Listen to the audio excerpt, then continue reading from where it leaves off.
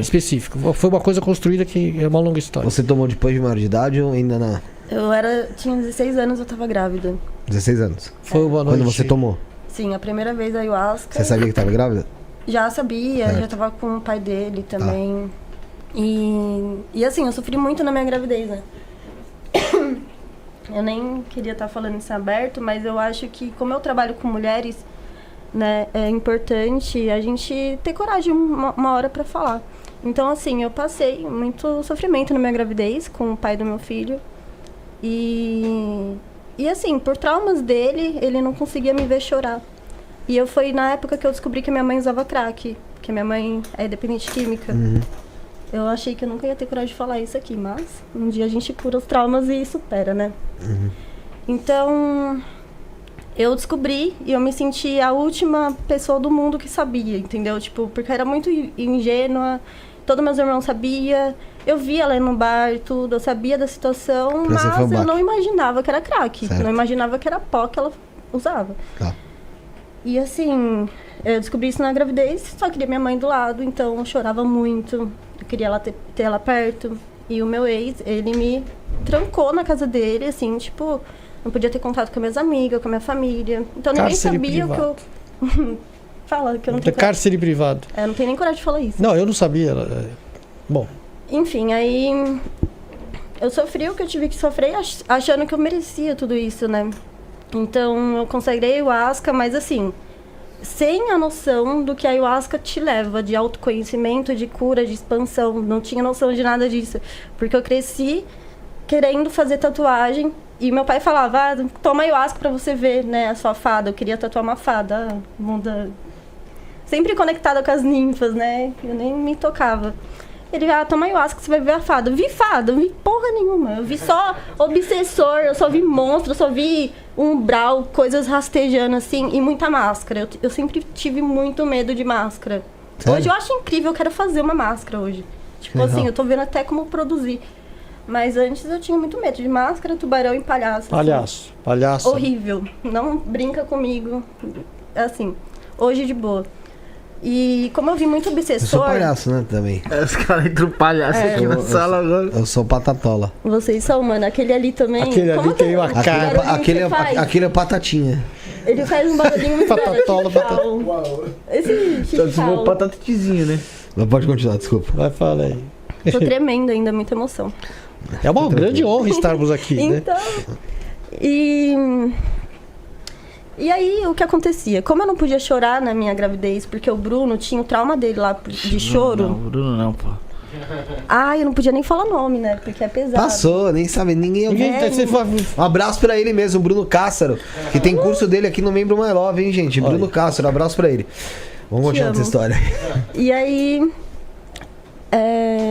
Ele tinha trauma com a questão do choro? Quer falar rapidinho? Pode falar. Pode ficar. Assim, ele era mimado e a avó sempre deu tudo. Então ele não lidava com choro, ele não sabia lidar com chorar, entendeu? Não aceitava ali. Então ele me via chorando, grávida, ele não tinha mais controle de me tirar daquela situação. Ele tentava me dar tudo, nada me deixava feliz, porque a minha mãe estava naquela situação. Sim, claro. E eu era a última a saber. Então, o que aconteceu? Ele começou a ser agressivo, começou a me bater. Começou a me segurar primeiro, aí começa a dar soco na parede, e depois começa a dar na sua cara, entendeu? Meu Deus. Enforcou ela várias vezes até o último respiro. Soltava quando ela não conseguia. Isso grávida. Isso grávida. E com a mãe dele, a avó, vendo. Então, foi assim, coisas pesadas. Um terror, assim. Sabe? Mas assim, ele não deixou faltar nada, então sou muito grata, independente de tudo. Nossa. Meu filho tá até... hoje, lindo, com saúde, mas enfim. Na ayahuasca, os espíritos sabiam que eu precisava chorar, porque como eu tinha que reprimir meu choro, e ele falava, engole seu choro, tá ligado? Ele falava isso pra mim. E eu tinha que parar de chorar, tá ligado? E é muita emoção tá grávida, tá ligado? É muita... Você fica assim, totalmente aberto, sensível, né? E aí, mano, eu chorava muito nessa ayahuasca. O pajé não é alto, tá ligado? Eles são baixinhos.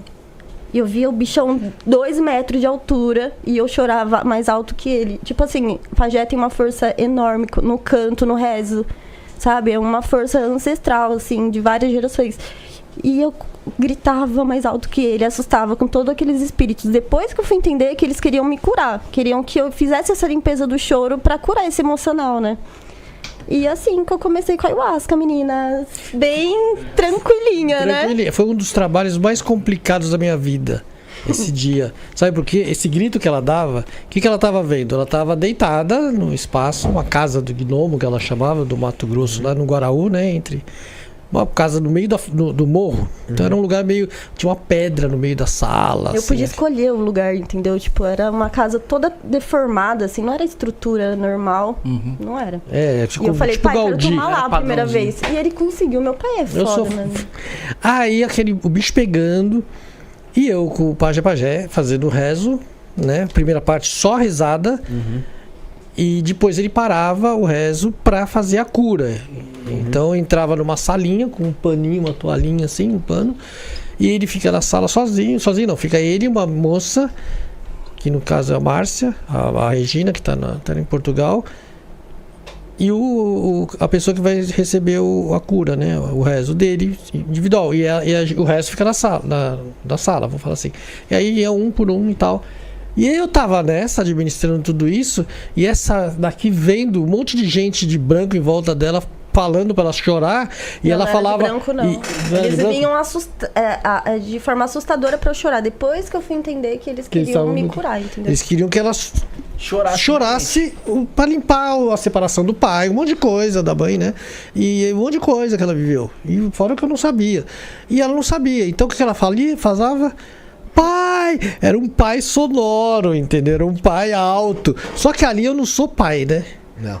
Eu sou o Luiz Xangô. Ali você tem que deixar ela passar pela experiência dela. Então, só caraca. que aí Nossa, o pai, ela ativava o gatilho do pai, entendeu?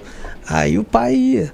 Aí até o pai já falou, meu, é assim mesmo. Eu falei, assim mesmo. Mas ela fala, pai, olha pra minha cara, eu vou fazer o quê? Será que ela tá precisando de ajuda, né? E eu com mais 3 amigos lá. Um incorpora um obsessor querendo derrubar Nossa. todo o trabalho. E a minha amiga, ela também nem lembro dela. Não, ela aí, ficou então. vista do que tava acontecendo com você. Ela E tava com o bem, cara, então, ela né? tava ótima. Ninguém...